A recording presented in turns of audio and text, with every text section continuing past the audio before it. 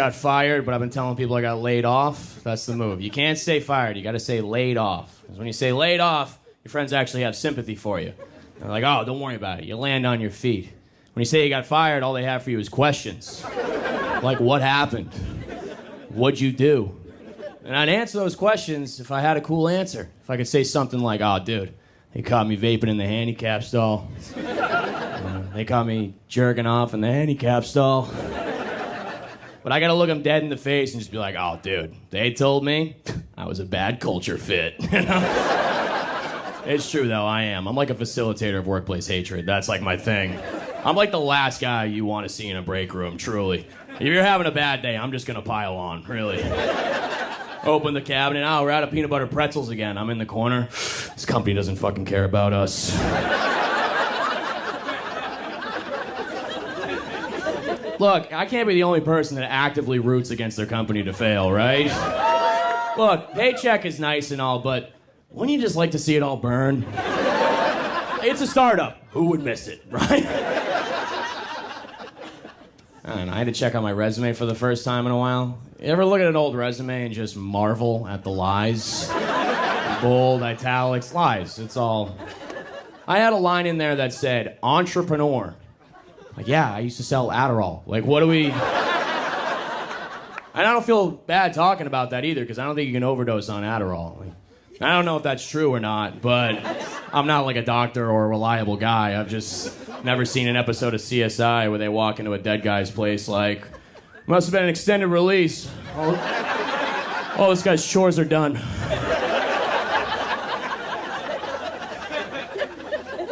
I had to go to a bunch of job interviews, and I thought I'd be cruising through job interviews. You know, I'm a smart guy. I got a lot of charisma. I thought it'd be easy. Most of the job interviews are online, though, so what happens is, you forget about them. You're farting around the computer, you're watching a hockey fight compilation, and a Zoom window pops up. You're like, oh, here we go. All right. And, you could skate on charisma for, like, most of the small talk, but then they start to really hammer you with the tough questions. They'll go, Alec, can you name a time in your life when you faced adversity? You ever been so unprepared it comes off as white privilege? I'm like, adversity.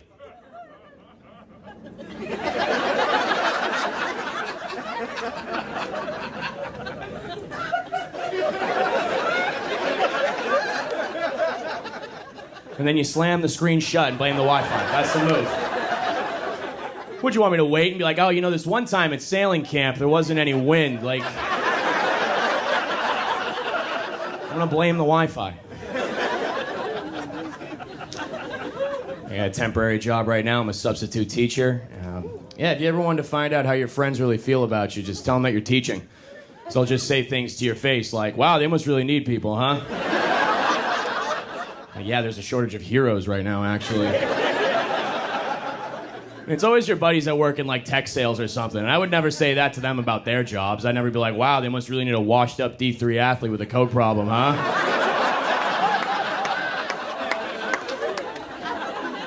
I'm doing my best for these kids, okay? I'm trying. I'm an educator.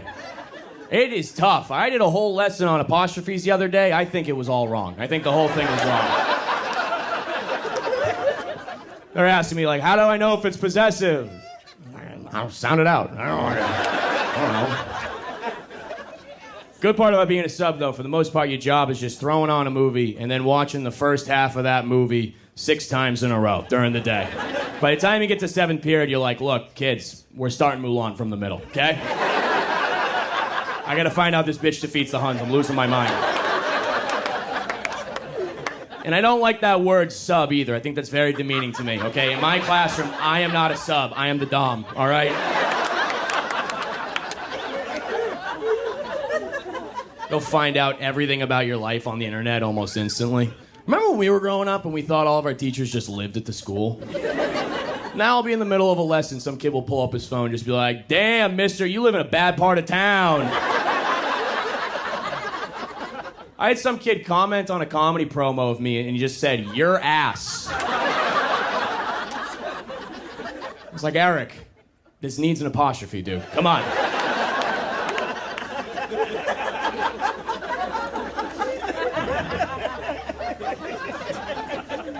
I'm trying to get a girlfriend right now. I put having a girlfriend on my vision board. It's a big goal for me. Don't laugh at that.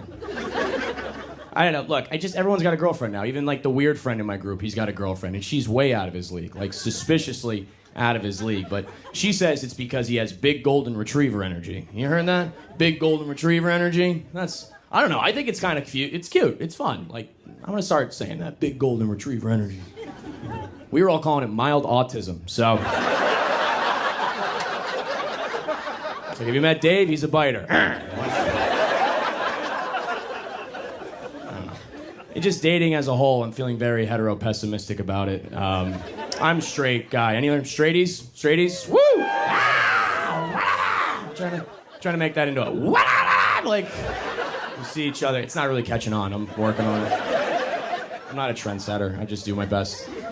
I don't know. I just as a whole, like as for a straightie, you know, it's as a guy, it feels like I'm always just giving dating advice I didn't ask for, especially on social media.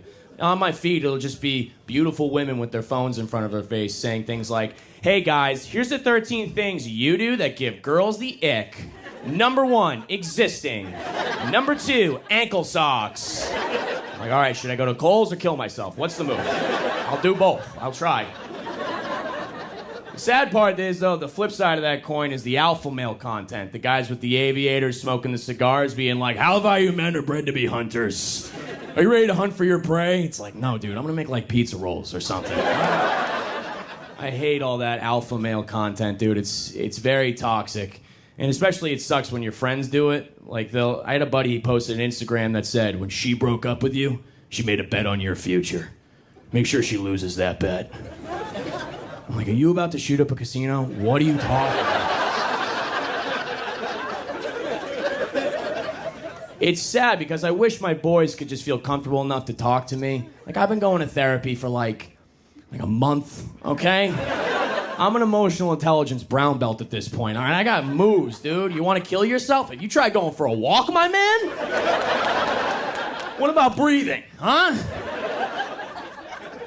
I don't know. I could use those tips, though. I'm not great. I had a girl over my place the other night for a movie night, and I picked out the movie.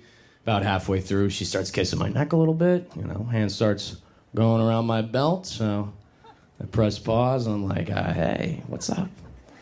You don't like the movie? What's going on?